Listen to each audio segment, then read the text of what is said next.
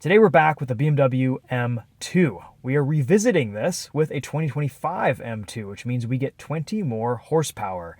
This makes 473 horsepower, 405 pound-feet of torque. The automatic transmission makes a little bit more torque, but we have the 6-speed manual today. This car is painted in Java green metallic, which you can see just over the dashboard. Very exciting. We have the M carbon package, which is a $9,900 option. The Alcantara steering wheel, which is only $500. It looks fantastic. Love the flat bottom. Love the chunkiness. All said and done, this car is at $82,000 as tested, but you can get into one of these for as little with no options as about 66 grand, including destination. Anyway, let's walk you guys around this. We'll start it up. We'll go for a drive and give you guys some driving impressions on this 2025 BMW M2. You can reference some of our older videos if you want to see track footage and drifting, but today we're just going to talk about what this is like to live with. Especially after having lived with my Camaro SS1LE, driven some other BMWs in the lineup recently, like the Z4. How does it compare to other vehicles at this price point, in this class? The M carbon package gives you a lot, and it better because it costs $9,900. Of course, you get all the carbon fiber accents in the interior, carbon roof, and these M carbon bucket seats, which are electronically adjustable and heated. Joy of joys. Oh, they're still a little bit tricky to get in and out of, though you do get a nice little cradle down there for your nether regions. Java green metallic. Great color. Doesn't look as spicy as it does in the direct sunlight on with today's cloudy weather, but that's okay. I think this is just one of the best colors from BMW recently. It looks like something that maybe belongs on a Lamborghini. It's pretty stunning, especially with these silver wheels. We don't see a lot of silver wheels on cars anymore, and I appreciate BMW for speccing this one with them. Peltsport 4S tires, a staggered setup. We'll look at those in a minute. Good amount of trunk space. You've got folding seats that fold 3 ways. Very nice. You can fold those down right here with these levers. Grab handle right here. And I like how BMW still references at least the shape of the old toolkit. Instead of actually a toolkit now, it's just calling roadside assistance. All right, so in the back we have 285/30R 20-inch Michelin Pilot Sport 4S's. In the front, 275/35R 19s. Good looking brakes, lots of hardware here to take you out on track and heat manage very well. The carbon fiber roof looks fantastic, like the mirrors. Great looking interior. Doesn't feel like it's as dulled down or dumbed down as the previous generation M2. This feels as high quality as any BMW interior these days. Oh, and look at this. You even get a physical dimmer switch. They've pretty much done away with that on everything else. Here's the 3-liter twin-turbo inline 6, the S58. Powerful, torquey, makes a good noise, and pairs up very nicely with this 6-speed manual transmission. I prefer the manual driving experience in this over the M3, which felt a little bit underpowered, if I'm being honest. Let's show you guys the back seats again. Harman Kardon sound system is decent, though not amazing. These seats automatically slide forward when you tilt them forward, so you get easy access to the back. I had a car seat in here earlier this week, and it works.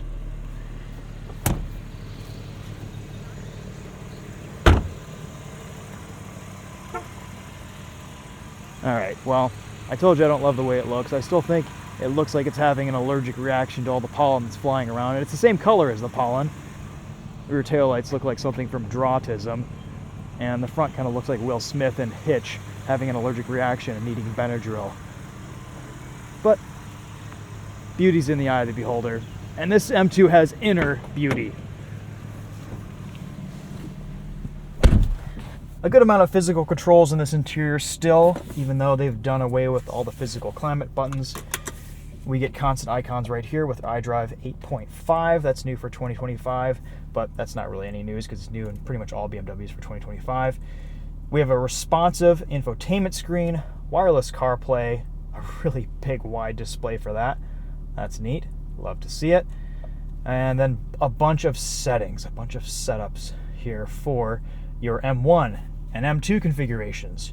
Your gauge cluster, you can choose between road, sport, that changes the head-up display too, and track, which should turn off this screen and give you kind of a minimalized setup with tire pressures, tire temperatures, gear. Look at that. And actually, the gear indicator shows you when you shift into neutral between gears. Look at that. I love it. It's so responsive. All right, let's go back into Sport. I kind of like this gauge cluster because it shows you attack in the head-up display. My setup for M1 is engine in Sport Plus, gear assist on, chassis in comfort, steering, braking comfort, DSC on, and then actually I want to put our brakes into Sport. M2 is everything full on aggressive. So yeah, that gets nice and stiff.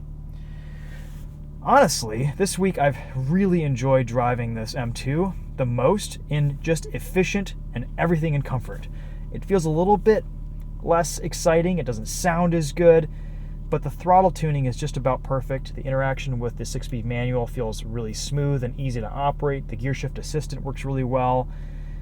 Putting this into Sport mode or Sport Plus, the throttle tuning is just, it's too aggressive, and the throttle doesn't allow you to drive this car smoothly, whether you're driving slowly or spiritedly, and it's kind of frustrating to live with.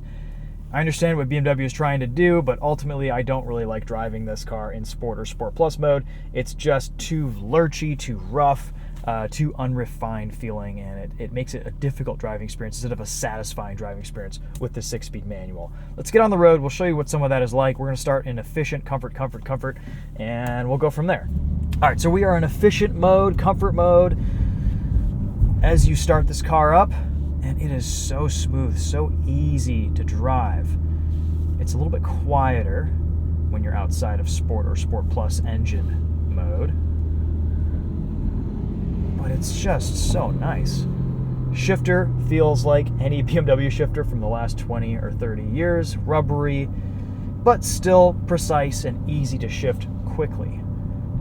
Clutch engagement feels about right. There's a bit of feel down there. Throttle tuning, linear. And this S58 does sound good. It has some personality to it. Brake pedal, firm, steering, light at low speeds with just a little bit of feedback and texture over pavement.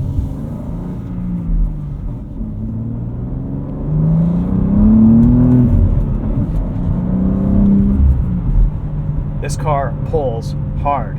You do have to rev it out a little bit. It doesn't quite have the torque of my Camaro SS1LE, for example. You have to take this over 3,000 or 4,000 RPM, full throttle, to really get that turbocharged inline six to spool up and get going.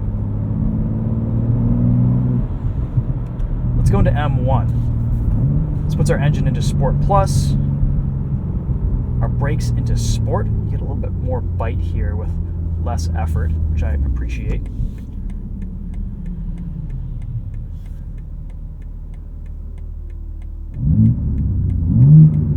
The engine sounds good. There's a bit of vibration going on in the dashboard.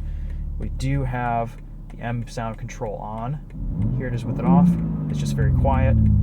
With it on, you get a little bit more drama and vibration and I think engagement from the driving experience, just because it sounds better. And sound is important in a car like this.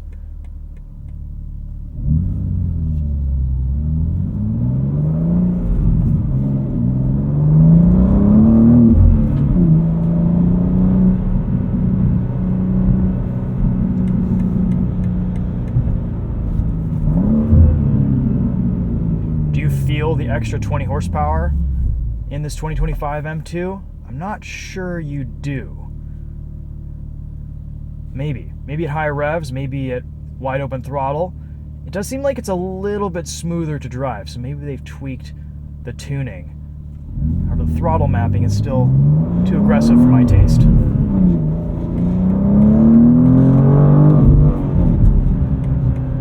There's still a bit of rev hang. You have to wait for those revs to drop between shifts. Turning in here. For a BMW, great steering feel here, even in comfort mode.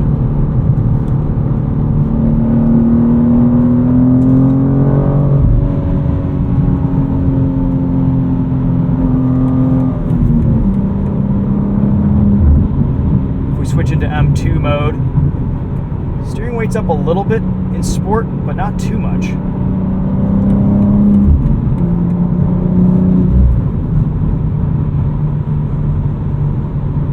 There's a little bit of road and tire noise in NVH at speed, though it's not terrible. No adaptive cruise control available on the manual, but I believe you can get it with the 8-speed auto. Honestly, you can't really go wrong between the automatic or the manual with this car. Both are fantastic gearboxes. If you want one of the best manual driving experiences from a BMW, and one of the only ones left, get the manual.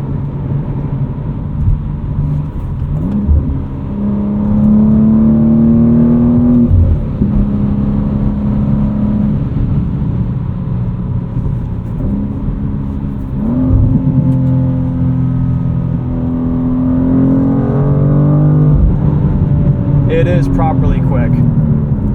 Brakes feel awesome.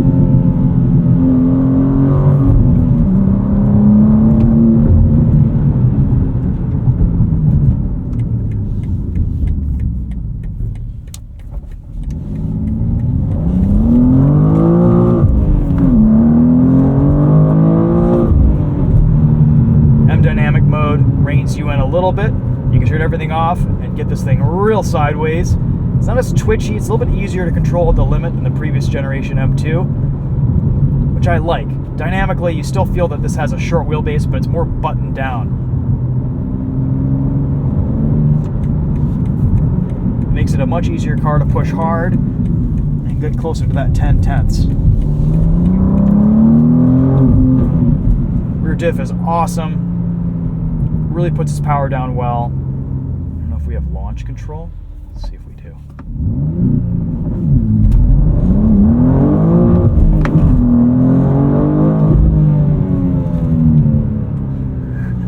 That works great. I like that we get some physical controls down here for traction control, for some other things like your exhaust, your M mode, your setup, your auto stop start.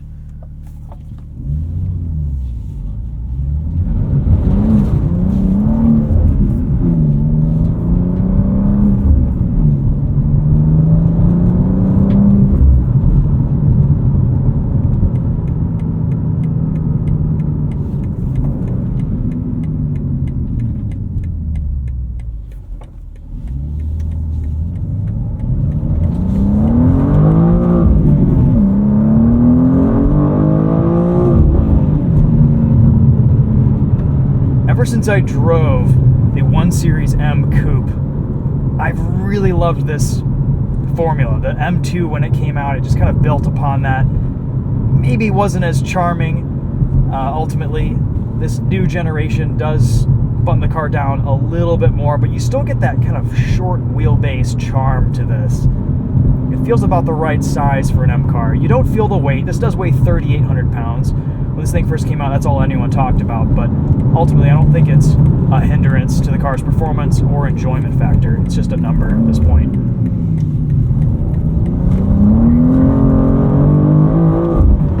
It still loves to dance, and it rotates beautifully around a corner.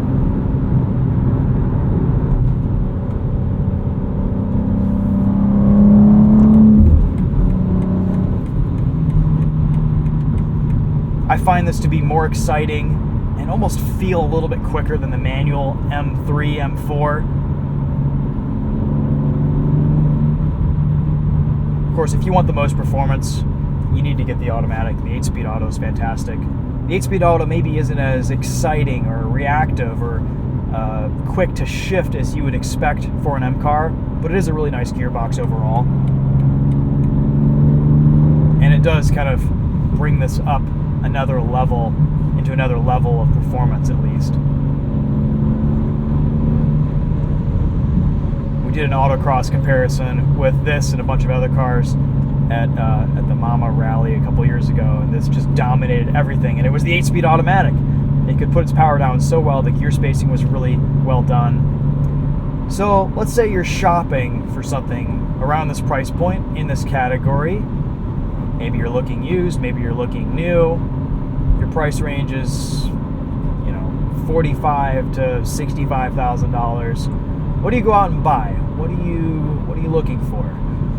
I think in terms of raw performance, this is probably one of the best buys out there. It really does offer a nice engaging manual driving experience. It doesn't have all the rev hang that the manual Supra does. I still prefer the Z4 driving experience overall to this. For one, that's a dedicated platform. That is a sports car. This is also just a 2 Series at the end of the day. It's a very fast, very capable 2 Series, and it's got all the M car treatment. The Z4 only has the B58. This has the S58. But at the end of the day, I felt like that Z4 was just more charming. It was really good to drive. It had this perfect balance of comfort and drivability, but also performance and engagement factor. It all just came together as this beautiful package. Ultimately, I prefer the Z4 manual to this. The Camaro doesn't exist anymore, but you can buy one used, and I did. I consider that a vote with my wallet, and consider the Type R a vote with my wallet. The Type R, the Integra Type S, might be a little bit sharper, a little bit more engaging, a bit more raw, though they don't sound as good, and they don't have quite the performance of this. But the chassis are beautifully tuned. The manual driving experience is more fluid and natural.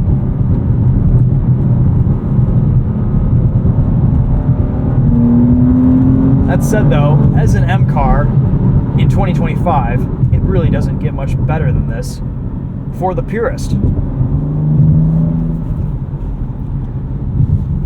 It's amazing how much the engine character changes above 4,000 RPM. Below that, this car doesn't really feel that quick. If you're just driving this around on a regular basis, it doesn't have a lot of torque down low. You need to get those turbos to spool up before this really goes anywhere. Let's do a second gear pull here.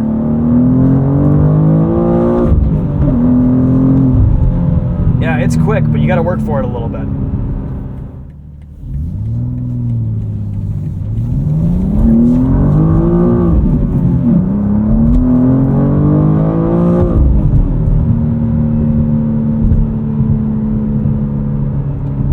Gearing doesn't feel like it's too long.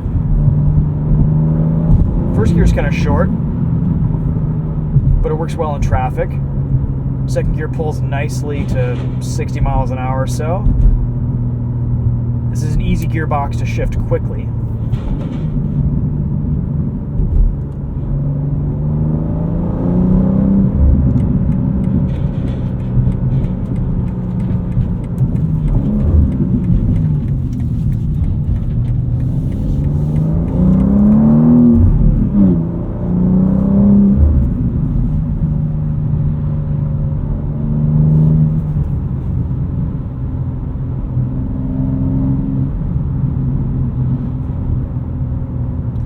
Again, maybe this is something that would improve with time, but I still feel a little bit ham-fisted driving this thing around, especially in Sport and Sport Plus mode.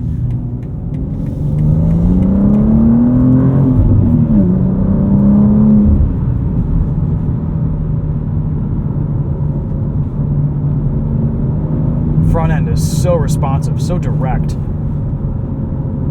There's a lot of tire up front, and that helps a lot with that.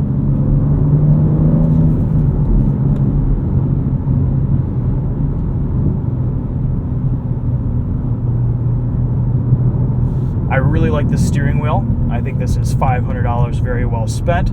The thing with Alcantara wheels is they do wear in a little bit more than usual. You gotta have clean hands when you're using them, driving on them. But if you keep them clean and you just kind of regularly maintain them, they stay pretty fresh.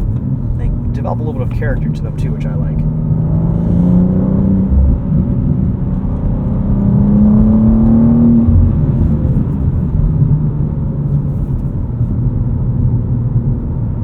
I've mentioned this in a couple videos, but M Dynamic mode has gotten so much better in this latest generation of BMW M products. It used to be, it would just completely cut power if it detected any type of slip. It really wasn't kind of a good in-between mode. It was always throttling back. It was always just kind of hindering you. But this new system really allows you to explore the limits of the chassis without intervening as much.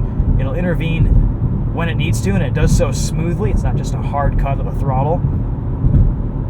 So props to BMW for finally tuning M dynamic mode properly. And in this M2, it works great on track, it works great on the street. And I like that you can tune it into your M1 or M2 buttons, however you see fit.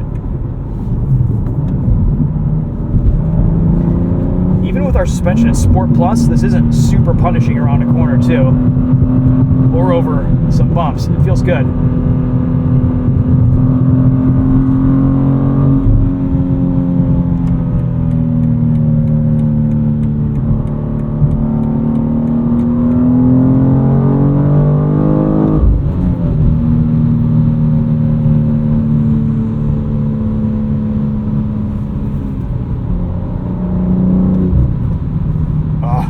This S58 does sound really good. BMW got whatever M sound control they're doing here, probably some speaker action, probably some exhaust valve action. It's all right. It sounds proper. And then you can just quiet it all down by putting everything in efficient comfort. And that's natural engine noise. You can also turn everything off too in whatever respective drive mode you're into, or just pressing this button or tuning that into your M1 or M2 buttons. But yeah, the adjustability here is nice. It's nice to have all these options.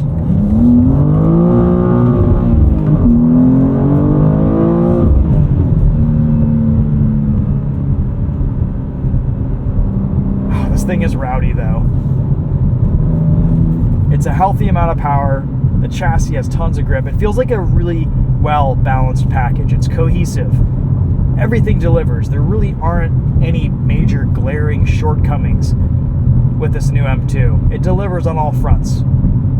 It's a high-quality feeling interior. I mean, you could always do without the M Carbon package. It does elevate this a little bit, but for 10 grand, you know, I'm not sure I'd want to live with these seats on a daily basis. I'm 5'10", about 155 pounds, and they fit me perfectly. I feel great. They do have some bolster adjustments, and I can get a pretty comfortable driving position. If you're tracking and you fit in them, they're going to be fantastic. They really keep you well supported.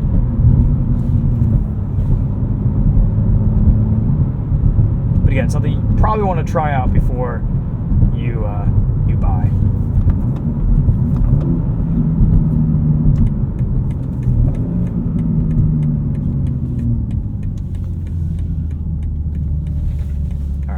Back at a spot where we can wrap up this video, walk you guys around this one more time.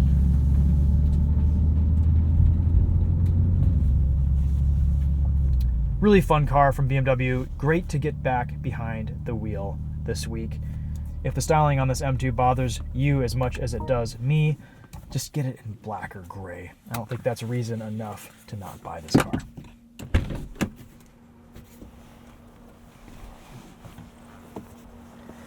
This Java Green Metallic is a $3,000 option in the color? Porsche would charge 15 grand for something like this.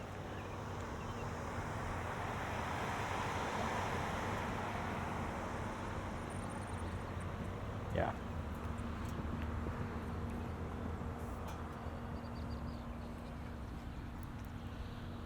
And I'm sure we'll see some type of a facelift at some point here soon.